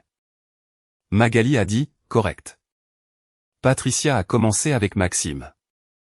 Quand est-il arrivé? Qu'est-ce qui a changé après son arrivée? À quelle fréquence demandait-il l'accès aux communications clients des produits? M'avait-on déjà dit que mes communications étaient spécifiquement surveillées? Non. Avais-je déjà menacé de partir avec des relations clients? Non. Avais-je déjà demandé à un client de Arborline de me suivre ailleurs? Non. Avais-je exporté des informations de compte stratégique vers un appareil personnel? Non. Puis vint la rétrogradation. Qui vous a informé? Denise Leclerc. Qu'a-t-elle dit? J'ai répété les mots presque mot pour mot. L'entreprise avait examiné mon rôle. Ma charge de travail pourrait ne pas être durable. Le reclassement était effectif immédiatement. Si je refusais, Arborline le traiterait comme ma démission. Patricia a regardé Étienne. Il a regardé la table. Vous a-t-on donné une raison liée à la performance? A-t-elle demandé. Non. Aviez-vous reçu un avertissement écrit formel concernant votre performance au cours des 12 mois précédents? Non. Votre dernière évaluation formelle? Dépasse les attentes. Rémunération avant le reclassement? 215 000 de base. Rémunération proposée. 42 000. Un des membres du conseil d'administration, un cadre logiciel à la retraite nommé Robert Duval, a retiré ses lunettes. Il a regardé Étienne. 42? Étienne a hoché la tête une fois. Robert l'a fixé un instant, puis a remis ses lunettes. Patricia a poursuivi. Monsieur Dubois a-t-il expliqué plus tard pourquoi ce chiffre a été choisi? Oui. Qu'a-t-il dit? J'ai senti l'attention d'Étienne sur moi. Je ne l'ai pas regardé. Il a dit qu'il savait que je n'accepterais jamais le rôle. Le reclassement a été conçu pour me faire partir. La pièce est restée très calme. Patricia a demandé, a-t-il décrit cela comme le plan de Monsieur Leroy? En partie. En partie, Monsieur Leroy voulait que je sois retiré du produit. Étienne a choisi la méthode. C'était la première fois que je le regardais. Il n'a pas détourné le regard. Patricia s'est tournée vers Étienne. Monsieur Dubois, est-ce exact? Magali m'a légèrement touché la manche. Un rappel. Ma partie était terminée. Étienne a dégluti. Oui. La chaise de Robert a grincé. L'autre membre du conseil, l'investisseur en capital risque Sylvie Leblanc, a demandé « Vous avez intentionnellement fixé la rémunération à un niveau que vous pensiez qu'elle refuserait ?» Oui. Pourquoi? Étienne a regardé le conseiller externe. L'avocat a dit « Vous pouvez répondre, mais restez dans le cadre que nous avons discuté. » Les yeux d'Étienne sont revenus sur la table. Maxime a dit que son indépendance rendait la restructuration opérationnelle impossible. Il a également lié sa participation continue au processus de financement à la suppression de son autorité. Cela explique Monsieur Leroy, a dit Sylvie. Cela n'explique pas 42 000 $. Personne n'a parlé. J'entendais le bourdonnement du projecteur. Puis Étienne a dit, il y avait un conflit personnel de ma part. L'expression de Sylvie s'est aiguisée. Quel genre de conflit personnel? Il a pris une inspiration. J'avais des sentiments pour Claire. Le voilà. Pas dans un couloir. Pas par SMS. Pas dans une confession conçue pour m'empêcher de partir. Dans une pièce avec des conseillers et le conseil d'administration. Les administratif. Permanent. Robert s'est penché en arrière. Mademoiselle Dupont a-t-elle encouragé une relation? Non. S'est-elle engagée dans une conduite inappropriée avec vous? Non. Était-elle au courant de vos sentiments avant la rétrogradation? Je ne crois pas. J'ai failli le corriger. J'avais des soupçons, mais la suspicion n'était pas la connaissance. Et je n'avais jamais agi en conséquence. La voix de Sylvie est devenue très douce. Donc, vous avez permis qu'un conflit personnel non divulgué impliquant un subordonné direct influence une décision d'emploi. Étienne a fermé les yeux une seconde. Oui. Les mots semblaient le vieillir. Je m'attendais à de la satisfaction. Je n'en ai ressenti aucune. Ce n'était pas une vengeance. C'était une autopsie. Patricia est passée aux documents que Marc avait photographiés. Magali en a fourni des copies. La sécurité avait déjà confirmé que Maxime avait exporté la base de données des comptes stratégiques vers un appareil non approuvé 12 jours avant ma rétrogradation. Le conseil avait trouvé plus. Maxime avait transféré 2 résumés internes de stratégie de compte à une adresse email privée. Il avait également échangé des messages avec un recruteur de cadre concernant un poste de directeur de l'exploitation dans une autre start-up. Un message de Maxime disait « Je peux apporter des relations d'entreprise significatives si le conseil me donne l'autorité commerciale. » Sylvie l'a lu à voix haute. Personne n'avait besoin d'expliquer ce que cela signifiait. Maxime avait prévenu tout le monde que je pourrais partir avec des relations clients tout en commercialisant discrètement sa propre capacité à faire exactement cela. Il a bâti l'accusation autour de lui-même, ai-je dit avant de pouvoir m'arrêter. Patricia m'a regardé. C'est une interprétation. Magali m'a jeté un regard en coin. Pas de spéculation, n'est-ce pas? Compris. L'entretien a duré près de 3 heures. À la fin, Patricia a fermé son carnet. Merci, mademoiselle Dupont. Je me suis levé. Étienne s'est levé aussi. Claire, pourrais-je avoir 5 minutes? Magali a répondu avant moi. Les questions d'emploi passent par moi. Il ne s'agit pas d'emploi. Je l'ai regardé. Magali m'a regardé. Mon choix. 5 minutes, ai-je dit. Dans le hall, pas en privé, pas dans son bureau, pas dans une pièce fermée. Le hall du cabinet d'avocat avait 2 chaises grises près d'une fenêtre. Étienne s'est assis sur l'une d'elles. Je suis resté debout. Il l'a remarqué. Signal passe te traite bien. Oui. J'ai entendu dire que tu avais réduit le temps d'intégration. J'ai failli demander qui lui avait dit, puis j'ai décidé que je m'en fichais. Tu as 4 minutes. Il a hoché la tête. Le conseil d'administration m'a demandé de me retirer de la gestion quotidienne pendant que l'examen se termine. Je n'ai rien dit. Ils nommeront probablement un PDG par intérim. Toujours rien. Je voulais que tu le saches avant que tu ne l'apprennes de quelqu'un d'autre. D'accord. Il s'est frotté les mains. Une habitude nerveuse que je n'avais vue auparavant que lors des réunions d'investisseurs. Je n'arrête pas de rejouer le jour où tu es parti. Cela semble désagréable. Je le mérite. Il ne s'agit pas de le mériter. Je sais. J'ai failli rire. Cette phrase encore. Il l'a saisie. Quoi? Tu n'arrêtes pas de dire que tu sais des choses après qu'elles soient devenues coûteuses. Ses mains ont cessé de bouger. J'ai continué. Tu as su après que j'ai démissionné que la rétrogradation était cruelle. Tu as su après que Maxime t'ait exposé qu'utiliser ma carrière pour gérer tes sentiments était mal. Tu as su après que le conseil d'administration se soit impliqué que le conflit était important. C'est juste. Je sentis absolument rien que je voulais agir. Je suis désolé que ton mariage se termine. C'est tout. Que attendais-tu? Il a esquissé un sourire fatigué. Je ne sais pas. C'est le problème, Étienne. Tu continues d'attendre que ma réaction résolve quelque chose en toi. Le sourire a disparu. J'ai adouci ma voix, non pas parce qu'il méritait du réconfort, mais parce que j'étais fatigué de la colère. Tu étais important pour moi. Plus important que je ne l'ai admis. C'était réel. Mais ce qui s'est passé était réel aussi. Ses yeux se sont levés. Si je t'avais dit avant. Non. Il s'est arrêté. Je ne l'avais même pas laissé finir. Plus d'autres chronologies. Pas de si j'avais. Pas de si tu avais. Nous sommes adultes. Nous vivons dans celle qui s'est produite. Il m'a regardé longtemps. Puis il a hoché la tête. Es-tu heureuse? Parfois. Avec Romain. Parfois. Cela l'a surpris. Cela m'a surprise aussi. Mais c'était vrai. Je n'allais pas transformer Romain en une réponse parfaite juste parce qu'Étienne était devenu la mauvaise. J'apprenais à être plus honnête que cela. Étienne s'est levé. J'espère que tu seras heureuse la plupart du temps. Moi aussi.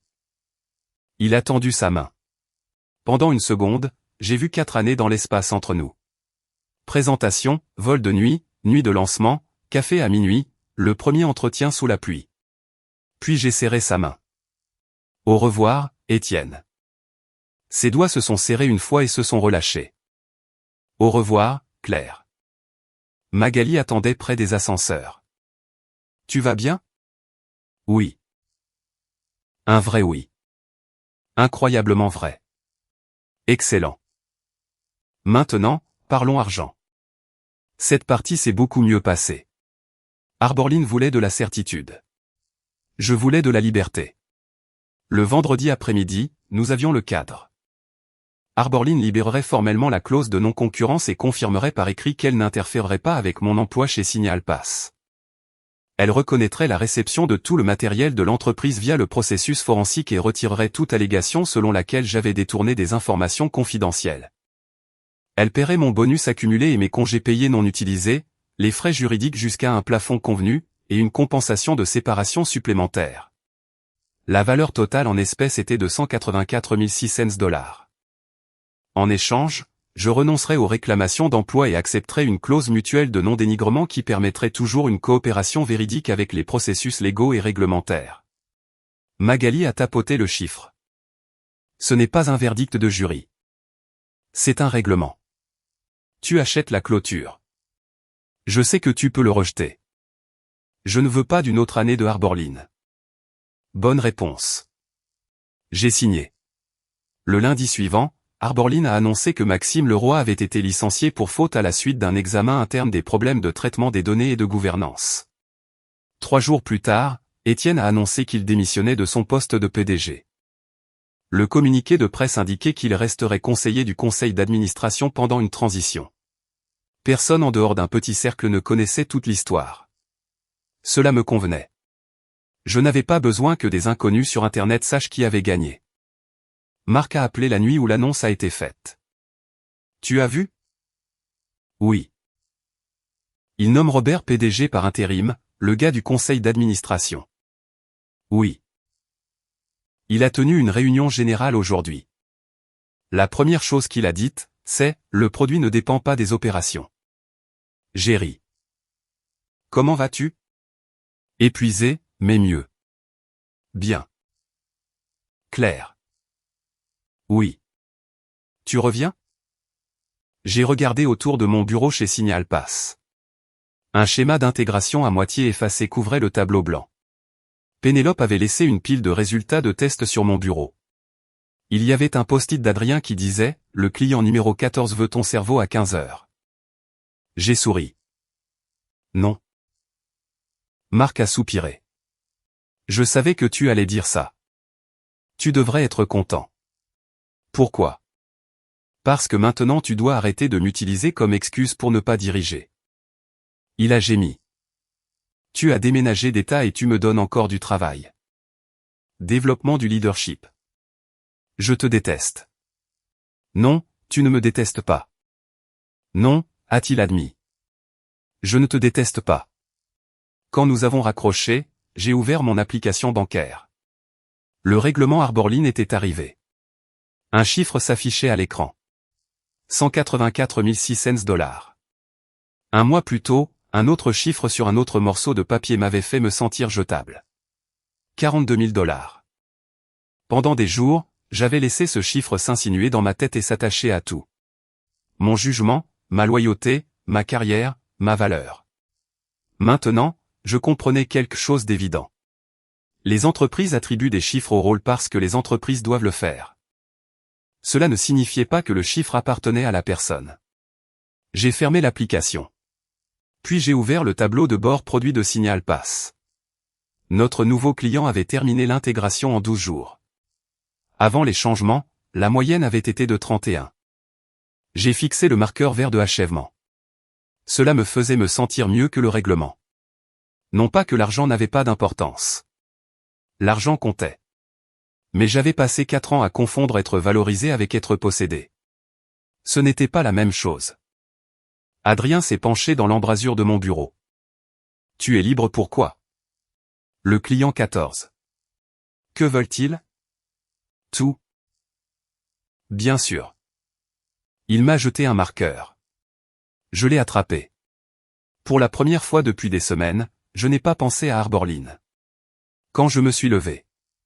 8 mois plus tard, Signal Pass a emménagé à l'étage supérieur.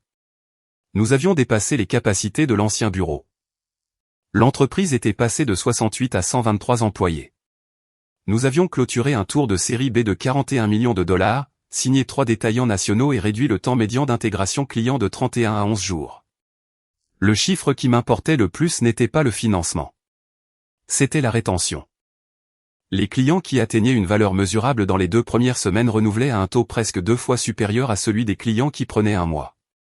C'est devenu notre principe de fonctionnement. La rapidité à la valeur, pas la rapidité au lancement, pas le nombre de fonctionnalités, pas l'impressionnant de la feuille de route dans un dossier de conseil d'administration. À quelle vitesse le client obtenait-il quelque chose de réel? J'avais passé assez de temps chez Arborline à apprendre ce qui se passait lorsque les apparences devenaient plus importantes que les causes. Chez Signal Pass, je voulais le contraire. Un jeudi matin, Adrien m'a appelé dans une salle de conférence. Pénélope était déjà là. Monique DRH aussi. Je les ai regardées toutes les 3. Est-ce que je suis rétrogradé? Monique s'est étouffée avec son café.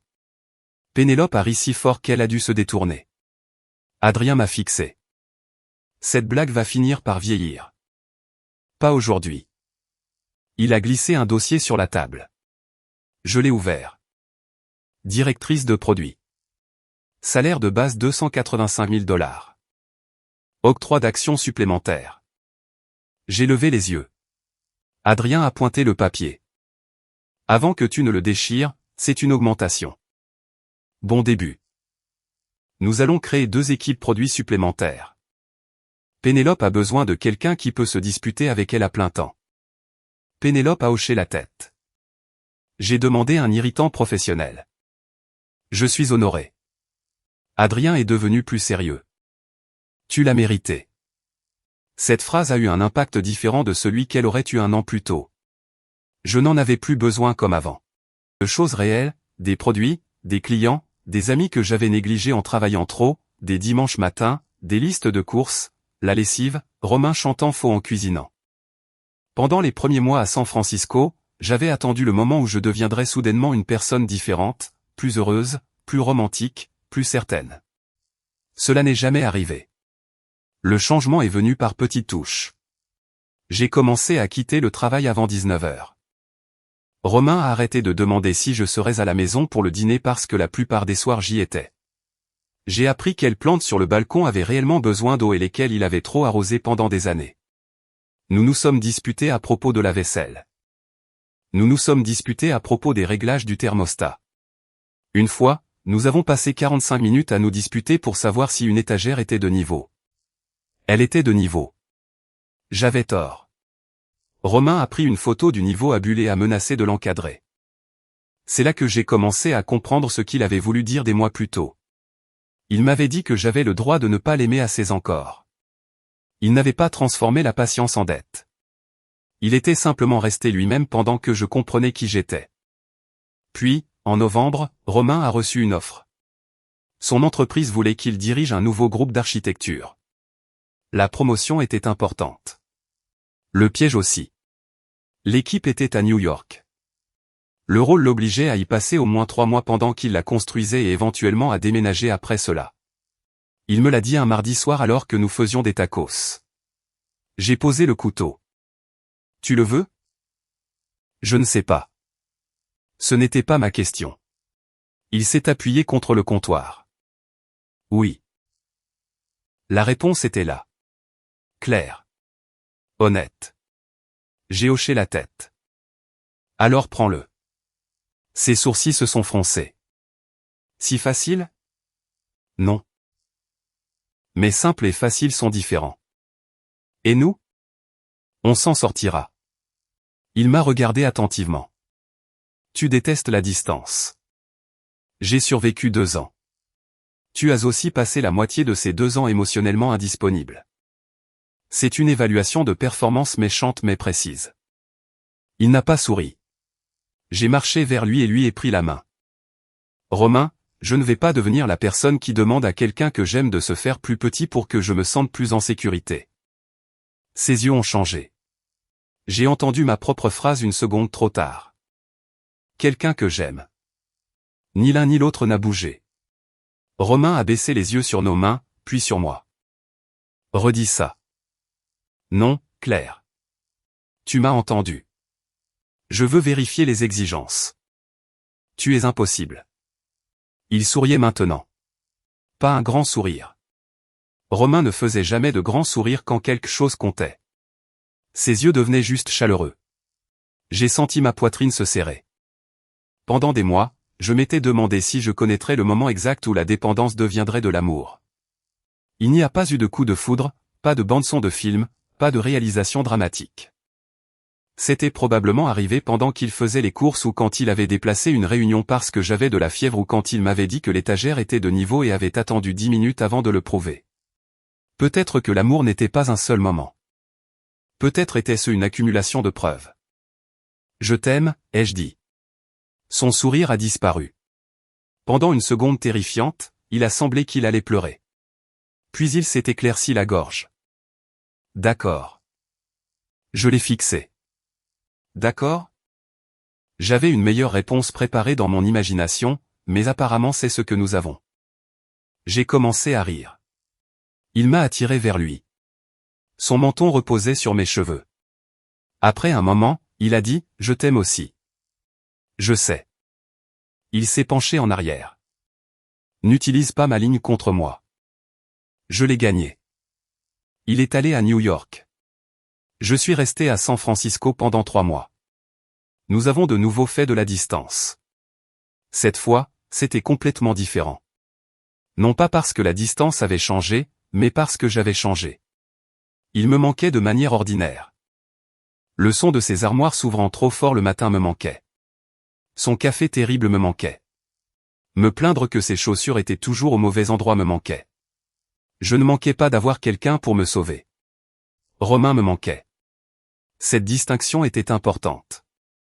Quand il est rentré en février, il avait 2 valises et une décision. Son entreprise avait accepté de le laisser diriger l'équipe depuis San Francisco après la période de lancement avec 1 semaine par mois à New York. Ils veulent que je reste, a-t-il dit. Tu veux ça? Oui. Alors reste. Il a plissé les yeux. C'est suspectement calme. Je grandis. Terrifiant. Ce week-end-là, nous avons marché le long de l'Embarcadero. Il faisait froid et lumineux. La baie avait l'air argentée. Des touristes prenaient des photos de tout comme si San Francisco pouvait disparaître s'ils détournaient le regard. Près de l'eau, Romain s'est arrêté. J'ai une question. Si c'est à propos de l'étagère, j'ai admis que j'avais tort. Ce n'est pas ça. Il a mis ses mains dans les poches de son manteau. Des mois plus tôt, lors de ce dîner de fondue, il m'avait dit quelque chose que je n'avais jamais oublié. Un petit ami pouvait se tenir à mes côtés. Un mari avait besoin d'une place dans mon cœur. À l'époque, je ne savais même pas où j'étais dans mon propre cœur.